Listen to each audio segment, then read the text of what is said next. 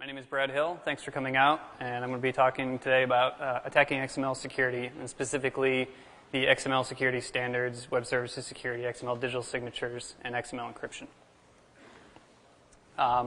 Do a quick introduction. Today's talk is divided into two major sections. The first section is kind of an executive level briefing talking about the emerging conventional wisdom on message-oriented security and my take on and challenge to that, and why I think SSL is still a preferable alternative even with these new emerging technologies, what's going on there. We're going to have a quick break for questions after that, and then the second half of the session will be kind of gory dive into the technical details of breaking and attacking XML digital signatures, including what I think is the world's first real XML malware and some nasty code bugs and design bugs that I've uncovered in these systems. Again,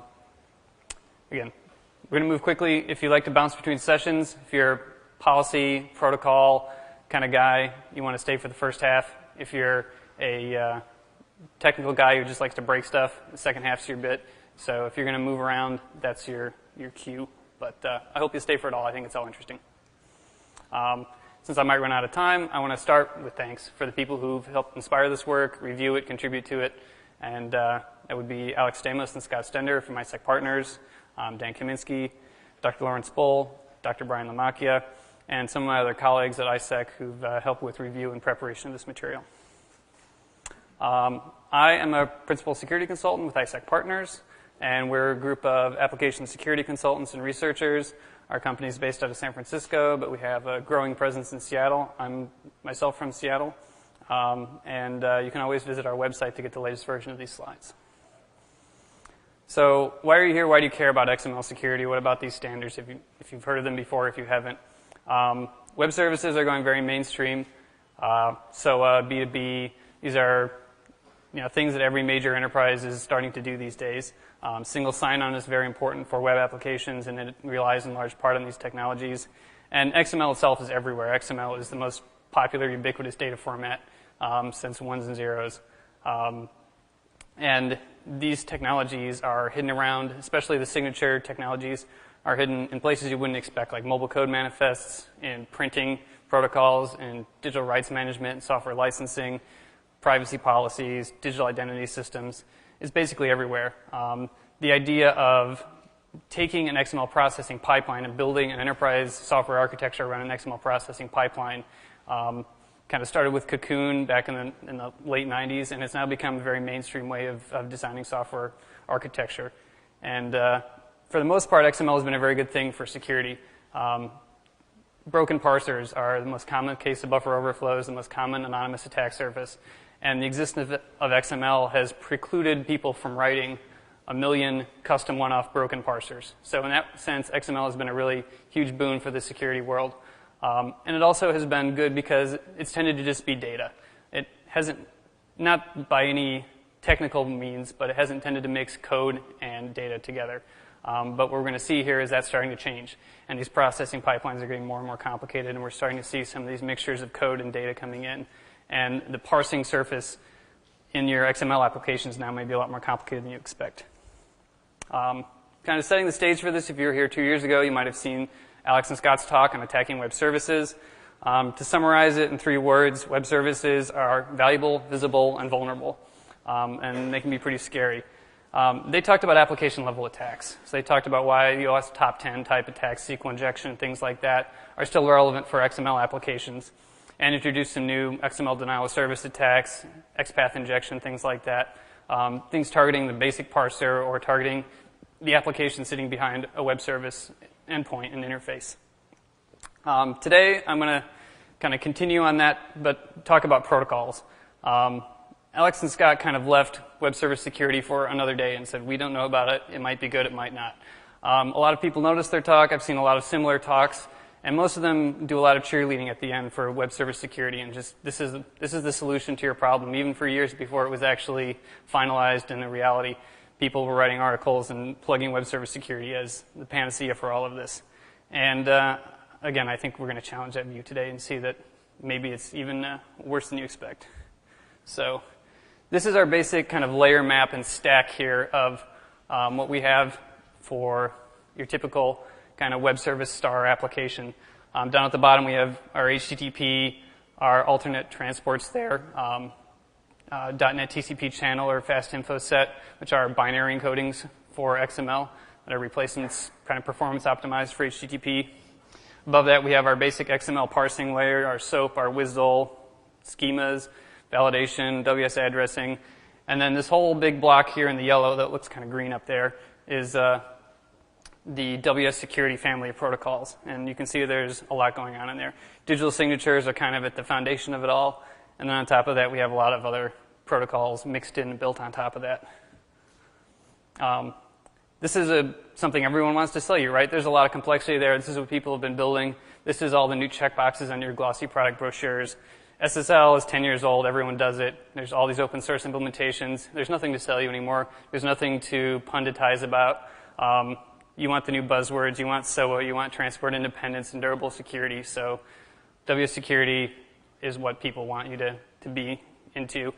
And SSL is kind of accumulating a bit of an anti-cult following. When I was putting some of this material together back in the first week of May, I found 3 different kind of mainstream security bloggers who were all whipping on SSL. Ian Griggs said, mantra, you should just use SSL, is plain stupid. Gunnar Peterson said it was something for Rastafarians. And Arthur of Emergent Chaos said it was the least useful security technology since tinfoil underwear. So this is the new conventional wisdom I see coming out of the blogosphere, out of the industry, marketing sheets and things like that. Connection-oriented, old and busted, message-oriented is what you should be doing. Message-oriented is the new hotness in the security business for big-scale enterprise applications. And I really have to disagree with that. I think we'll see by the end of the talk today that SSL provides almost everything you need for real-world deployments of web services as they're being realized today. That there's a lot of complexity, error-prone issues in dealing with these immature, I think, WS security standards. And that message-oriented security is solving the wrong problem for these kind of applications in most cases. Just some quick terminology. If you see WSSE anywhere as an abbreviation, it's web service security. I'm going to say SSL because it rolls off my tongue after 10 years, and TLS, well, it's technically correct, kind of sounds like a cable channel or a disease or something. So whenever I say SSL, I also mean client certificate. So mutual TLS, mutual SSL. Thank you. So because the key we're trying to get at, and the reason why that's important, is early and strong authentication. So what do these web services look like in the real world? Where are people actually thinking about deploying this web service security stuff? SOA is very mainstream. You know, there's tons of talks on SOA. Everyone's heard of SOA. Everyone's doing SOA. But a lot of the kind of grand dreams of what the web services world would look like haven't really come to pass. The Universal Business Registry has been discontinued, which was this directory run by IBM and Microsoft that you could just go and look up your bank like you would look up a DNS record and get the WSDL and connect and just automatically build all these service interconnections. And there's a lot of reasons why that didn't work. What people have really welcomed about web services is improvements in interoperability and development efficiency. And basically, though, it hasn't totally changed the way we do business. It's a better way to do the way we were already doing things. So where we mostly see web services are a big internal set of interfaces for SOA, maybe a couple dozen, a couple hundred, a couple thousand even, internally to a company. And then a few B2B endpoints on the edge of the network, on the perimeter networks, that are connecting to a few trusted partners. And by a few, I might mean up to 1,000 or even 5,000, but not sort of to the anonymous internet scale like a Google or an Amazon would be talking to people, the number of web browsers that they're talking to. And the reason why web services here, again, are winning is they're standard, they're easy to interconnect with partners. They go through firewalls because everything's port 80 or 443 or whatever, right? Why don't we need TCP ports anymore? Everything goes over HTTP. And setting up VPNs to protect that kind of traffic is kind of an administrative and configuration hassle. And this looks a lot like the facade design pattern that we've been using for 20 years. It's kind of scaled up for the distributed systems world, but basically rich, complicated internal interface, small, consistent external interface to manage change, provide critical control points. We know how to do this. This is not really news from an architectural standpoint. And so I think we can also see that we can apply some of the well-known security patterns to this the same way we have applied them to other systems. So what's our real threat model with this kind of facade model for how we're deploying web services? We have our internal systems and users. and we have our external trusted business partners. And again, like I said, this is not the typical everything is exposed on the internet threat model for one big reason, and that reason is accountability.